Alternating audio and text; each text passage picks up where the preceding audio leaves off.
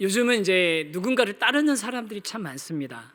그래서 팔로우라고 하는데요. 뭐 SNS, 페이스북, 인스타 뭐 이런 것들에서 누군가를 따르는 것, 구독하는 걸 팔로우라고 합니다. 그리고 그렇게 팔로우하는 따르는 사람을 가리켜서 팔로워라고 하더라고요. 그래서 아이고 뭐 영어 자꾸 쓰는 게 그래서 뭐 적당한 다른 우리말 없나 했더니 그냥 팔로워는 그냥 팔로우라고 하더라고요. 이제 일종의 신조어 혹은 이제 외래어로 받아들이고 있는 것 같습니다. 그래서 이렇게 누군가를 따르는 사람들이 많은 사람, 그래가지고 많은 사람들의 영향력을 주는 사람들이 도처에 있는 그런 시대이고요. 그런 영향력이 예전에는 뭐 연예인이나 정치인 같은 사람들, 특정한 소수의 사람들이 그런 영향력을 행사했다면 요즘 시대는 다양한 분야의 다양한 사람들이 그런 영향력을 끼치고 있더라고요. 팔로워가 많은 사람들 영향력을 준다고 그래서 이것도 또 영어입니다. 인플루언서, 영향력을 준다. 말 그대로예요. 단어 그대로 인플루언서. 인플루언서들이 참 많더라고요. 저희 가정에서도 이렇게 영향을 받고 있는 인플루언서가 한 명 있습니다. 여러분도 잘 아는 백종원 씨. 저희하고 저희 자녀들은 그 백종원 씨 그 유튜브를 엄청 이제 자주 보는데, 보면서 요즘에 특히 그 시골의 어떤 장터에 가가지고 거기에 있는 식당에 가서 막 먹고 하는 걸 보면 막 저도 확 먹고 싶다, 맛있겠다. 그러면서 애들이 이제 벌써 전문가가 됐어요. 백종원 씨가 저렇게 리액션 하는 거는 저건 진짜 맛집이래. 저기 꼭 가야 되는데. 뭐 이런 얘기들을 해요.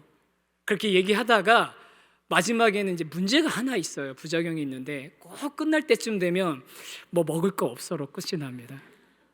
꼭 뭐 먹을 거 없어로 이렇게 해서 그런 영향력을 저희가 받거든요. 영향력이 굉장히 많이 있어요. 그리고 그분이 뭐 해외에서 어떤 식당 방문하는 그런 유튜브도 보니까 거기에서 해외에 있는 사람들도 다 알아보고서 사진 같이 찍자 이러는 분들도 있더라고요. 그런 영향력을 주는 사람들이 많이 있는 거죠. 근데 기독교에도 그런 영향력을 주는 사람들이 많이 있습니다. 저 어렸을 때는 이렇게 TV에 나와서 방송 보내주시는 여의도 순복음교회 조용기 목사님, 뭐 충현교회 목사님, 소망교회 목사님, 이런 목사님들만 방송에 나와서 라디오에 나와서 설교하시고, 설교 그런 분들, 유명한 분들 그런 분들밖에 없는 줄 알았는데, 요즘은 뭐 다양한 목사님뿐만 아니라 전도사님, 성도님들, 뭐 사역자들이 다양한 모습으로 이 시대에 복음의 영향력을 끼치고 있어서 저는 SNS가 그렇게 나쁘다고는 생각하지는 않습니다. 좋은 영향력을 미칠 수 있는 그런 시대인 것 같아요. 그런데 이런 문화가 꼭 다 좋은 것만은 아니잖아요. 항상 좋은 게 있으면 그 좋은 것에 가려진 그늘이 있기 마련 아니겠습니까? 구독자 수, 좋아요 수, 조회수 이런 것들이 그 사람에 대한 실력, 그 사람의 능력으로 평가되는 시대가 돼버린 겁니다. 그러니까 이 좋아요, 구독자 아니면은 자를 갖다가 이렇게 뭐라고 하죠? 조회하는 그런 숫자들을 늘리기 위해서 정직하지 않은 방법으로 그런 일들을 하는 사람들도 종종 발견되는 거죠. 엊그저께인가 이제 여러 뉴스가 나오던데 그 중에 중국의 량산 멍량이라는 그 유튜버에 관한 얘기 들어보셨어요? 쓰촨성에 량산이라는 시골 마을이 있답니다. 근데 이 시골 마을에 멍량이라는 젊은 20대의 처녀가 있는데 이 처녀의 스토리가 기구한 거예요. 어렸을 때 부모님 돌아가시고 동생들이 있어서 중학교를 중퇴하고 농사 지어가면서 동생들을 돌보고 있다는 거예요. 그런 스토리를 올렸는데 이 멍냥의 얼굴이 예쁜 거예요. 그래갖고 사람들이 관심을 보이고 막 하니까 그 스토리가 영상들이 막 이야기들이 이렇게 나눠지고 하니까 이 멍냥이 나 어렵게 농사지어서 만든 그 감자인데 이것 좀 사주세요. 그럼 막 조금 비싸지만 그런 것도 사주고 했단 말이에요. 그때 알고 봤더니 이 멍냥이 전문 배우인 거예요. 전문 배우가 이쪽에 연기를 한 거죠. 기획을 해가지고 시골 처녀처럼 막 이렇게 해가지고. 그런데 나중에 막 어디 막 그 사람인 것 같은데 명품백에 막 이렇게 해가지고 돌아다니는 거 막 더 발각되고, 그래서 결국은 이제 경찰에 잡혀갔다 그런 얘기를 했는데, 수익이 그동안 그런 걸 해가지고 팔아서 한 게 수십억이라는 거예요. 그런데 사람들은 이 사람이 그 올린 그 가짜 그 이야기들의 좋아요 수가 많고, 그 다음에 팔로워들이, 따르는 사람들이 많으니까 요즘은 팔로워가 많으면 그 사람이 진리가 되고 있어요. 구독자가 많으면 그 사람이 진리가 돼요. 그렇게 막 쏠리고 있는 현상이 요심 시대에 일어나고 있는 겁니다. 그러면서 오늘 저와 여러분이 많은 사람들이 누군가를 따르고 있고 또 누군가가 따르기를 바라고 있는 이 시대에 정말로 우리가 따라야 되는 분이 누구시고, 또 우리가 그분을 따른다는 것이 어떤 의미이고, 또 그분을 진짜 따르기 위해서 우리가 지불해야 되는 대가는 무엇인지에 대해서 잠깐 생각해보고 점검해보는 그런 시간이 좀 됐으면 좋겠습니다. 오늘 읽었던 말씀은 우리 잘 아는 말씀이잖아요. 그래서 그 세세한 거 다 설명하지 않아도 우리가 이 말씀을 통해서 먼저 점검해 볼 게 하나 있습니다. 그건 뭐냐면요, 첫 번째, 우리 주제 같이 한번 읽어보실까요? 시작. 빈배에 찾아오신 예수님. 빈배에 찾아오신 예수님이십니다. 오늘 이 본문 말씀을 그냥 베드로의 입장에서 한번 생각해 보면, 베드로하고 예수님은 사실은 초면은 아닙니다. 구면이죠. 왜 구면이냐면 예수님이 사역 딱 시작하시자마자 첫 번째 일으켰던 기적이 시몬의 장모님의 열병을 고쳐주시는 사건이었거든요. 그 시몬이 시몬 베드로입니다. 장모님이 열병에 걸리셨어요. 열병, 우리나라 지금 시대야 열 감기 나고 열 나면 해열제 먹으면 되고 하지만 그 당시에는 해열제가 어디 있습니까? 열이 난다는 건 분명히 무슨 바이러스든지 아니면 병균이든지 들어가서 그 안에서 뭔가 이상한 작용이 일어나고 있다는 거잖아요. 전염병일 수도 있고요. 많은 사람들이 그렇게 열을 앓다가 시름시름 앓다가 죽는 경우가 많은데, 예수님이 시몬의 장모님의 열병을 고쳐주시고, 그게 얼마나 예수님께서 완전한 치유를 해주셨든지 이 장모님이 일어나서 바로 예수님을 수종들었다, 예수님을 바로 섬겼다라는 기록이 되어 있어요. 그러니까 이 베드로가 봤을 때는 이 예수님은 정말 놀라운 기적의 사나이죠. 마치 예전에 선지자들이 그 기적을 일으키고 병자들 고치셨던 것처럼 그런 능력을 지닌 분이시라는 것을 그 정도는 알았을 겁니다. 그런데 그렇다고 해서 베드로가 예수님을 따랐습니까? 아니에요. 그러지 않았어요. 그 사건 이후에 베드로는 뭘 했냐면 늘 그냥 자기가 하던 대로 배 타고 나가가지고 물고기 잡는 자기 생업 이어가는 그 삶을 그대로 살았던 거예요. 그래서 베드로는, 그리고 또 세베대 아들들 야고보와 요한 같은 그 무리들은 물대에 맞춰가지고 밤새도록 가가지고 고기를 잡으려고 시도했지만 그날은 허탕을 쳐가지고 배를 이제 그물을 걷어들이고 물가에 와가지고 그물을 씻고 있는 중이었습니다. 그런데 저쪽에 한 무리에 또 사람들이 있는 거죠. 그때 그 중심에 예수님이 계시고 많은 사람들이 예수님을 지금 벌써 막 팔로우하고 있었어요.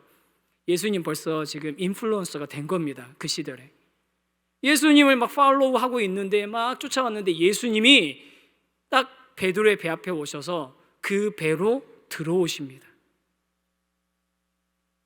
다시 한번 설명드릴게요.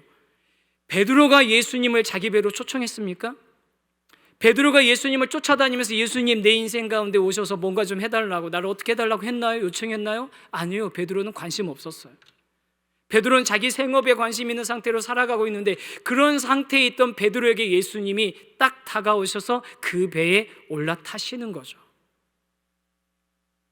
사랑하는 성도 여러분, 우리가 이 베드로의 모습을 보면서 베드로가 예수님을 초청하지도 않고 다른 무리들처럼 예수님을 쫓아다니지도 않았지만 그저 자신의 삶을 살아가기 위해서 밤새 그물질을 했을 뿐인데, 그런 인생 가운데 찾아오신 예수님, 베드로에게 찾아오셨던 예수님처럼 저와 여러분의 인생 가운데도 예수님이 찾아오신 줄 믿으시기 바랍니다. 여러분, 우리가 예수님을 초청해서 예수님을 오신 것이 아니라 예수님께서 빈 배와 같은 삶을 살아가고 있는, 빈 배와 같은 인생의 순간을 겪고 있는 저와 여러분의 인생 가운데로 불쑥 찾아오셨습니다. 그리고 우리 배로 들어오셨습니다. 그게 바로 예수님과 우리와의 만남의 시작인 겁니다. 생각해보면 성경 안에는 이렇게 비어있는 삶, 공허한 삶 가운데 하나님을 만나고 예수님을 만난 이야기가 너무나 많이 있죠. 대표적인 이야기가 구약 성경에 우리 선지자 엘리야 선지자 때 3년 6개월 동안 가뭄이 있어가지고 모두가 다 먹을 게 없어서 힘들어하던 시절에 엘리야가 사르밧 과부에게 갑니다. 이 과부의 형편이 어땠냐면 이제 가루 조금하고 기름 조금 남은 거예요. 이거 2개 섞어서 반죽해서 빵 하나 구워서 나 먹고 내 아들 먹고 나면 그 다음에 우리 죽는 거예요. 죽을 각오하고 마지막 빵 먹으려고 하는데 그때 그 사르밧 과부에게 엘리야가 뭐라고 하냐면 그 빵을 나에게 좀 주라고 그럽니다. 아무것도 없는 여인에게. 그리고 그렇게 그 아무것도 없는 상태에서 그 남은 거 하나마저 선지자에게 줬을 때 어떤 일이 일어납니까? 그 집에 있었던 그 그릇이, 그 기름 그릇이, 그 가루를 담는 그릇이 끊이지 않고 가루를 내놓고 끊이지 않고 기름을 내놓는 역사가 일어난 겁니다. 텅 빈 인생 가운데 하나님의 은혜, 채워주시는 하나님의 은혜가 덧입혀진 거죠. 엘리사 시절에도 마찬가지입니다. 한 선지 생도가 그 자기 남편이 죽거든요. 그래서 과부가 됐습니다. 똑같은 처지예요. 먹고 살 길이 막막하니까 엘리사 선지자를 찾아가서 이야기합니다. 어떻게 하면 좋겠냐고. 그랬더니 엘리사 선지자가 뭐라고 합니까? 가서 그릇을 좀 다 빌려와라. 그럼 여러분 보세요.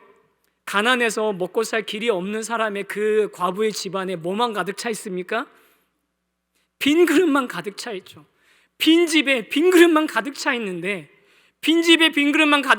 그때 어떻게 되냐면 그 빈 그릇이 차고 넘치도록, 그 빈 그릇이 꽉 차도록, 모두 다 차도록 기름이 하나님으로부터 공급되어집니다.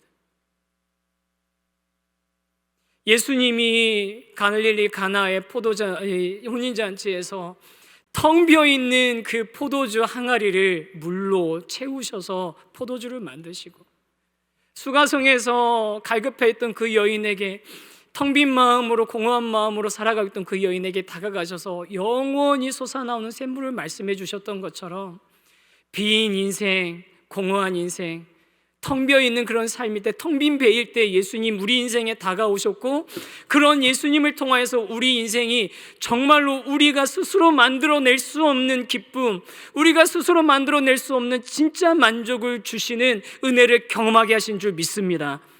저와 여러분의 인생은 그런 예수님과의 만남이 있는 인생인 거예요. 그래서 그렇게 예수님께서 다가오셔서 베드로의 배에, 시몬의 배에 들어오셔서 뭐라고 말씀하시냐면 4절 5절 말씀입니다. 같이 한번 읽어보겠습니다. 시작.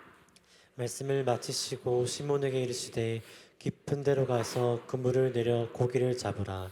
시몬이 대답하여 이르되 선생님, 우리들이 밤이 새도록 수고하였으되 잡은 것이 없지만은 말씀에 의지하여 내가 그물을 내리리이다 하고. 예수님 오시기 전에 지금 그물 씻고 있는 중이었습니다. 예수님도 보셨겠죠. 사람들 다 알았을 겁니다. 그런데 예수님께서 그 배에 앉아가지고 사람들에게, 바닷가에 앉아있는 사람들 향해서 말씀을 다 가르치신 후에 다 끝나자마자 뭐라고 얘기하십니까? 베드로에게 깊은 데로 가서 그물을 내려 고기를 잡으라고 명령하십니다. 이걸 보면요, 예수님이요 결코 우연히 베드로의 배에 들어간 건 아니라는 걸 우리가 알 수 있어요. 그렇게 예수님이 들어가셔서 배가 빈 배라는 것을 아시고 베드로에게 말씀하시는 게 깊은 데로 가서 그물을 던지라는 겁니다. 저는 만약에 예수님이 그렇게 하셨으면요 이렇게 대답하셨을 거예요. 예수님, 우리 밤새 허탕치고 그물 씻는 거 보셨잖아요.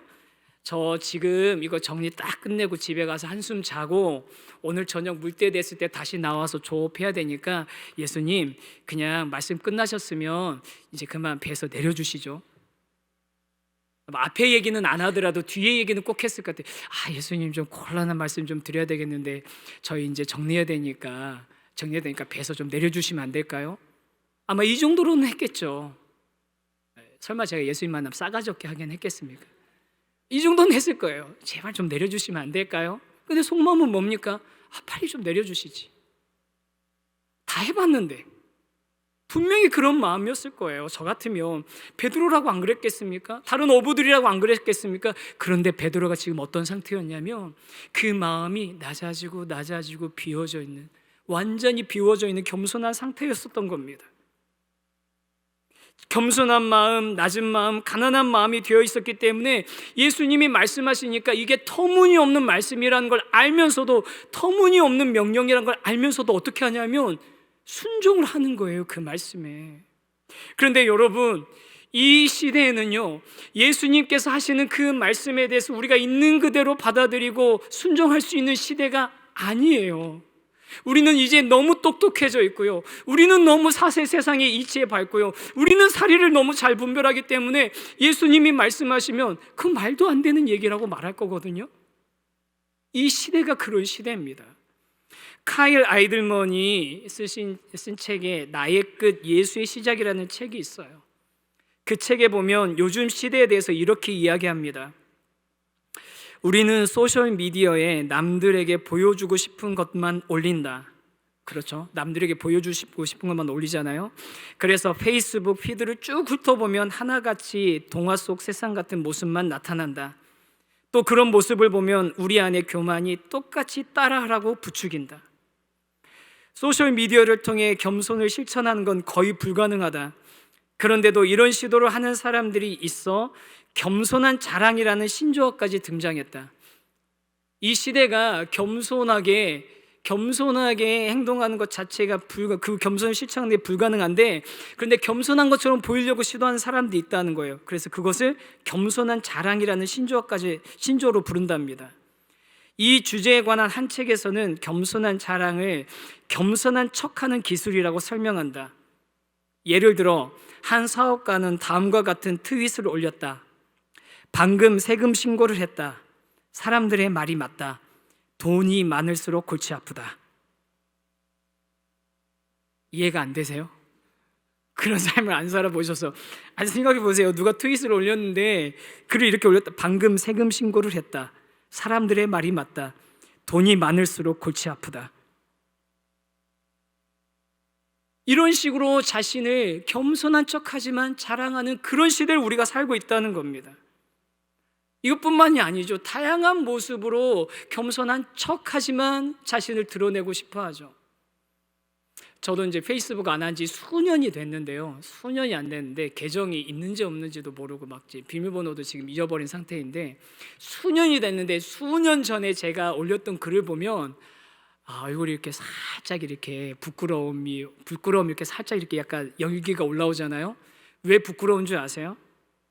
제가 그 안에서 그 글을 통해 가지고 그 사진을 통해서 사람들한테 자랑하고 싶은 게 있었던 거예요. 글 조금 쓰고서 의식 있는 목사인 것처럼, 글 조금 써놓고서 경건한 그런 목사인 것처럼, 경건한 그리스도인 것처럼 그렇게 보여주고 싶어서 제가 쓴 글이 진짜 많아요. 글을 많이 쓰지도 않았지만. 그러면 이제 오늘 또 가셔가지고 정재환 목사님 페이스북 찾아가지고 그러지 마시고요. 진짜요. 들어가 본 지 몇 년 됐어요. 여러분, 이 시대는 교만을 부추기고 겸손한 척하는 기술을 가르쳐주는 시대입니다. 교만을 부추기고 겸손한 척하기를 가르치는 그런 기술을 가르치는 시대인데, 예수님 같이 우리 인생에 다가오셔서 베드로에게 다가가신 것처럼 예수님이 우리 인생에 다가가셔서 말씀하셨을 때 여러분 예수님의 말씀대로 순종하실 수 있는 그런 마음이 있으십니까? 순종하실 수 있으시겠습니까? 사랑하는 성도 여러분, 이제 이번 한 주간 고난주간을 우리가 함께 보내게 되는데요, 이 고난주간에 우리가 예수님 앞에서 우리 인생이 텅 빈 배였음을 인정하고 고백하고, 또 그런 우리 인생 가운데 찾아오신 그 예수님 앞에 예수님이 말씀하시면 계산하고 따져보고 그 다음에 나의 교만으로 그것을 판단하는 것이 아니라 예수님의 말씀을 있는 그대로 받아들이는 그런 용감한, 그런 용기가 있는, 담대함이 있는 그리스도인이 되게 해달라고 그런 묵상을 하시는 저와 여러분이 되기를 간절히 소망합니다. 여러분, 괜찮은 척 하지 말고, 잘 살고 있는 척 하지 말고, 문제 없는 척 하지 않아도 됩니다. 남들이 부러워할 만한 것으로 자신을 위장할 필요도 없습니다. 예수님은 우리의 배가 비었다는 것을 아시고 찾아오셨고, 아시고 찾아온 것뿐만 아니라 우리 배가 빈 배가 아니었으면 예수님은 발 디디고 들어오실 틈도 없으셨을 거예요. 저와 여러분의 인생이 정말로 빈 배일 때, 텅 비어 있을 때 우리에게 찾아오신 주님, 그 주님 앞에서 나의 생각, 나의 판단, 나의 경험을 내세우는 것이 아니라, 겸손한 척하지만 그것을 받아들이지 않고 거부하는 인생이 아니라, 베드로처럼 밤새도록 내가 그물질 해봤지만, 그렇지만 말씀에 의지해서 내가 나가서 그물을 던지겠습니다. 그렇게 주님 앞에 순수하게 반응할 수 있는 저와 여러분의 삶이 되기를 간절히 원합니다. 그러면서 우리가 주의해야 될 게 하나 있습니다. 뭐냐면 그물이 찢어지게 물고기가 잡힌 것 때문에 예수님을 따르는 게 아니라는 겁니다. 며칠 전에 제가 이제 이 교회 가고 있는데 라디오에서, 차 라디오에서 어떤 큰 교회, 우리나라에서 진짜 큰 교회 목사님이 이렇게 설교를 하시더라고요.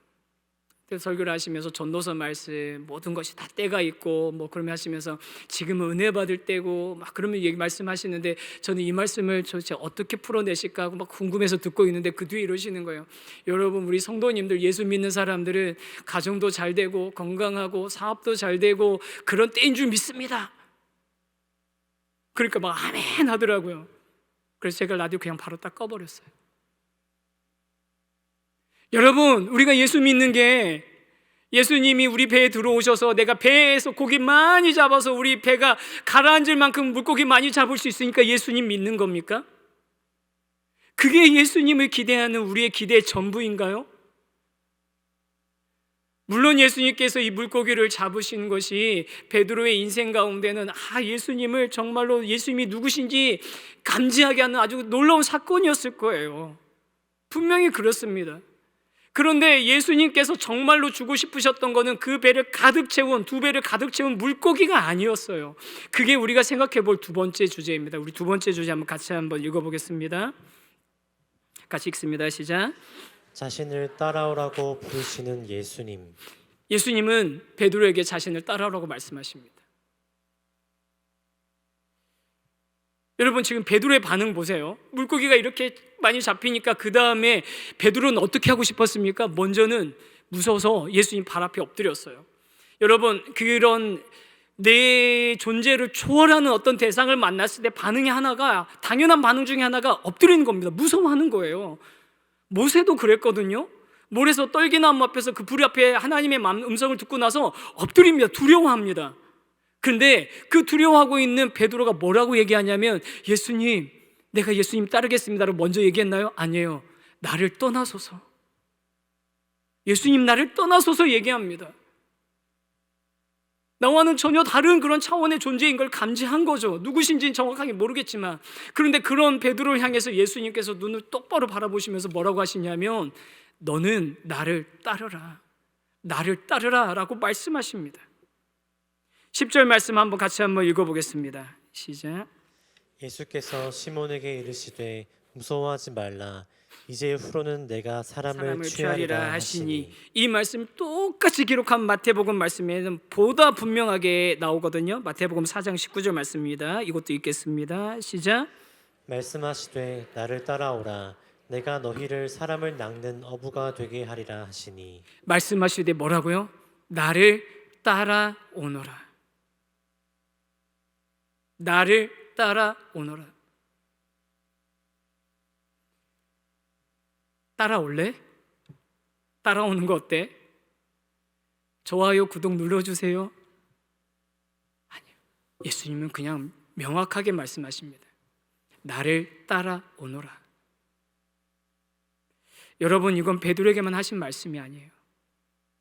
예수님을 믿고 따르는 모든 주님의 제자들에게 하신 말씀입니다. 이 시간 이 자리에 계신 우리 주님을 믿는 사랑하는 우리 성도 여러분, 이 말씀은 베드로 한 사람에게 하신 말씀이 아니라 저와 여러분에게 하신 말씀인 줄 믿습니다. 우리는 이 음성을 듣고 주님을 따르고 있는 주님의 제자들입니다. 우리는 부름받은 자들입니다. 그냥 무리 많은 사람들한테 따라올 사람 따라오라고, 몇 날 며칠 몇 시에 우리 만나서 정모하자고 번개하자고 하는 그런 그냥 불특정한 다수를 향해서 얘기하시는 것이 아니라 베드로 한 사람을 향해서 너는 나를 따라오라고 말씀하셨는데, 그 말씀을 저와 여러분에게도 동일하게 하고 계시는 줄 믿으시기 바랍니다. 예수님은 우리에게 나를 따라오라고 얘기하셨습니다. 우리는 예수님께 부름받은 자들입니다. 여러분, 우리는 이 착각을 버려야 돼요. 여러 번 우리 확인한 것 중에 하나가 뭡니까? 베드로가 예수님을 초청한 것도 아니고요, 베드로가 예수님을 따르겠다고 손들고 자원한 것 아닙니다. 베드로의 인생 가운데 예수님이 다가오셨고, 그 예수님이 다가오셔서 베드로를 향하여서 나를 따라오라고 얘기하셨습니다. 그리고 나서 베드로가 예수님을 따르는 삶이 시작된 거예요. 저와 여러분의 인생 가운데도 우리가 신앙생활하는 것도 여기에 내가 선택해서 예수님을 믿고 있는 것처럼 생각하는 분이 있으실 수 있는데, 내가 여러 종교 중에 하나 선택해서 이 자리에 와 있는 것처럼 생각하는 분이 있으실 텐데 아니에요. 여러분, 그렇지 않습니다. 예수님께서 우리 인생 가운데 찾아오셨고, 그런 우리에게 정확하게 분명하게 말씀하십니다. 나를 따라오라. 그 음성을 들은 저와 여러분이기에 우리가 그 음성을 우리에게 말씀하신 그 주님을 향하여서 우리의 초점을, 우리의 시선을 놓치지 않고 그분만 바라보며 갈 수 있는 저와 여러분의 삶이 되기를 원합니다. 그런 저와 여러분의 삶이 되길 원합니다. 아멘이시죠? 정말로 그렇게 되길 원하시죠? 그런데 여기까지만 우리가 알면 예수님께서 나를 따라오라고 하신 말씀을 절반밖에 모르는 거예요. 사실 베드로나 다른 제자들도 예수님이 나를 따라오라고 말씀하셨을 때 뭘 기대했는지 모르겠어요. 아마 예수님이 이렇게 배가 물에 잠길 정도로 물고기를 많이 잡게 해주셨으니까 내가 예수님을 평생도록 따르면서 예수님께 순종하면 이것과는 비교도 안 될 뭔가 대단한 것들을 나에게 나에게 허락해 주시지 않을까, 그런 기대했을 수도 있습니다. 우리 복음서 보면 제자들이 그런 얘기들 많이 하잖아요. 누가 높은 자가 될지, 누가 좋은 자리에 앉을지, 그런 얘기들 많이 하잖아요. 그런 생각했을 수도 있어요. 그런데 예수님은요, 제자들을 부르실 때 그런 자리로 부르신 게 아니에요. 우리가 만약에 예수님이 우리를 부르셨을 때 그런 자리로 부르셨다, 그런 부르심이라고 생각한다면 그 부르심을 오해하고 있는 겁니다. 그럼 그 부르심은 무슨 부르심이냐? 세 번째입니다. 우리 한번 같이 읽어보겠습니다. 시작. 예수님의 부르심은 십자가를 향한 소환장. 예수님의 부르심은 뭐냐면요, 십자가를 향한 소환장입니다. 여러분, 예수님의 부르심은 십자가를 향한 소환장이에요. 예수님께서 나를 따라오라고 말씀하셨는데, 내가 너로 사람을 낚는 어부가 되게 하리라고 말씀하셨는데, 그 뒤에 또 다시 나를 따르는 것에 대해서 이야기하신 말씀이 있습니다. 그 말씀이 누가복음 9장 23절 말씀이에요. 누가복음 9장 23절 같이 읽어보겠습니다. 시작. 또 무리에게 이르시되 아무든지 나를 따라오려거든 자기를 부인하고 날마다 제 십자가를 지고 나를 따를 것이니라. 아무든지 나를 따라오려거든 어떻게 하라고요? 어떻게 하라고요? 자기를 부인하고 날마다 제 십자가를 지고 나를 따를 것이니라. 자기를 부인하고 날마다 자기의 십자가를 지고 나를 따라야 된다고 얘기합니다. 이게 예수님께서 나를 따라오라의 말씀의 의미예요. 오늘 말씀 준비하면서 제가 책 두 권을 좀 이렇게 집중적으로 봤거든요. 한 권은 데이비드 플랫 목사님의 Follow Me라는 그런 그 제목의 책이고, 또 하나는 카일 아이들먼의 아까 소개해드렸던 나의 끝 예수의 시작이라는 책입니다. 근데 이 두 책을 읽다가 제가 이 두 목사님이 이 말씀에 관해서 예수님께서 나를 따르라고 하신 그 말씀에서 똑같이 해석하는 것을 발견하고 제가 깜짝 놀랐어요. 뭐냐면요, 우리 한번 보면 좋겠는데요, 데이비드 플랫 목사님이 이럽니다. 그리스도를 따르라는 부르심은 특정한 기도를 드리자는 초대장이 아니라 목숨을 내놓으라는 소환장이다. 나를 따르라는 그 말씀은 목숨을 내놓으라는 소환장이다. 카일 아이들먼 목사님은 그렇습니다. 예수님의 역설적인 가르침 중에서 이것만큼 세상의 이성을 뒤흔드는 가르침도 없다. 왜냐하면 그리스도의 부르심은 와서 죽으라는 부르심이다. 목숨을 내놓으라는 소환장, 와서 죽으라는 부르심이 나를 따르라는 부르심입니다. 그럼 아까 제가 우리 성도님들께 말씀드렸잖아요. 우리 이렇게 주님께서 우리를 부르셨는데 그 부르심을 따르는 삶인 줄 믿습니다 했는데 그때 아멘 하셨죠? 아멘 하셨죠? 안 하신 분들은 다행이다, 난 안 했는데 이럴 줄 알았어, 뭔가 있는 줄 알았어. 여러분, 나를 따르라는 그 말씀이 목숨을 내놓으라는 소환장이라니까요.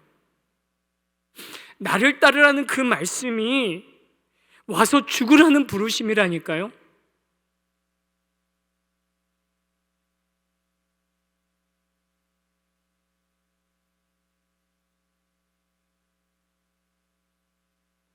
예수님께서는 우리 인생의 빈배에 찾아오셨고 우리의 눈을 보면서 말씀하십니다. 나를 따라와라. 우리가 내 인생의 배를 채우려고 했던 직업, 재산, 꿈, 야망, 가족, 친구, 남편, 아내, 자녀, 건강, 이 모든 것들 버리고 그것들로 자신을 증명하려고 하지 말고 그것들을 부인하고 나를 따르라고. 나하고 같이 죽자. 나와 함께 같이 죽자고, 십자가에서 죽자고. 그렇게 우리를 부르셨습니다. 사랑하는 성도 여러분, 예수님을 따른다는 건 요즘 사람들이 얘기하는 팔로워가 돼가지고 좋아요 하나 누르고 하트 하나 누르고 구독하고 무슨 새로운 소식 오면 거기다가 감동적일 때는 애써서 댓글 얼마 다는 그 정도로 하는 것이 예수님을 따르는 게 절대 아닙니다. 절대로 예수님을 따른다는 것은 그런 활동이 아니에요. 그런데 여러분, 자신 한번 돌이켜보세요. 우리는 요즘 어떻게 예수님께 반응하고 있습니까? 우린 뭘로 은혜 받고 있고 그 은혜 받았다는 걸 어떻게 표현하고 있습니까? 좋아요, 하트. 그걸로 마치 내가 예수님을 따르고 있다고 착각하고 있는 것 아닙니까? 그런데 예수님이 말씀하십니다. 나를 따라오라는 말씀은 초대장이 아니라 목숨을 내놓으라는 소환장이라고. 이 부르심은 와서 십자가에서 죽으라는 부르심이라고. 우리가 정말로 이 부르심의 의미를 생각하고 자기를 부인할 수 있고 십자가 앞에서 자신을 못 박으면서 우리가 같이 주님 앞에서 죽을 때, 주와 함께 죽을 때,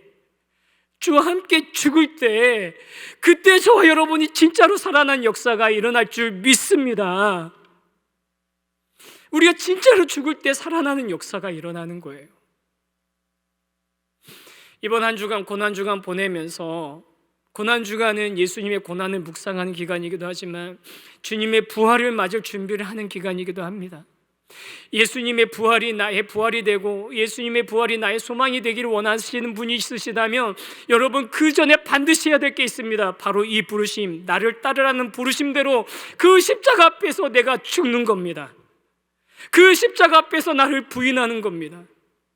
나를 부인하지도 않고 내가 죽지도 않아 놓고서 부활이 무슨 능력이 있고, 내가 죽지도 않고 내가 내 자신이 부인되지도 않으면서 십자가가 무슨 소망이 되겠습니까? 이번 고난주간 저와 여러분이 그렇게 내 안에 아직도 부인되지 못하고 있는 내 자기를 부인하고 예수님 앞에서 날마다 나의 십자가를 지고 나와 함께 죽으러 가자 하시는 그 주님의 말씀에 반응하고 십자가 앞에서 내 옛자는 죽고 주님이 새로운 존재로 부활시켜 주셨음을 경험하는 그런 놀라운 은혜가 있게 되기를 주님의 이름으로 축원합니다. 정말 그랬으면 좋겠어요. 그래서 이번 고난주간 묵상집에 좀 특별한 걸 하나 넣었습니다.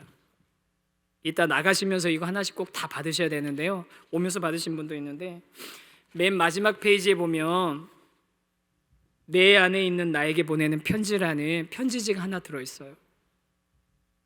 내 안에 있는 나에게 보내는 편지. 예수님의 십자가를 따르며 버려야 되는 것, 예수님의 고난을 생각하면서 내가 참아야 되는 것, 또 아직도 부인하지 못하고 있는 내 자아에게 스스로 편지를 쓰는 겁니다. 나에게 쓰는 거예요.